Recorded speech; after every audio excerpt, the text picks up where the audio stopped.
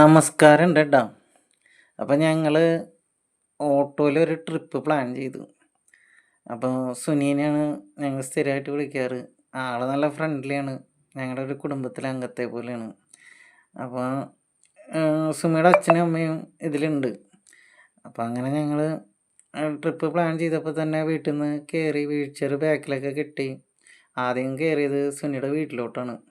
അപ്പോൾ അവിടെ നിൽക്കുമ്പോഴാണ് ഞാൻ ഈ വീഡിയോ എടുത്തത്. ഇനിയിപ്പോൾ ഞങ്ങൾ പോകാൻ പോണത് മന്നരംകുന്ന് ബീച്ചിലോട്ടാണ്.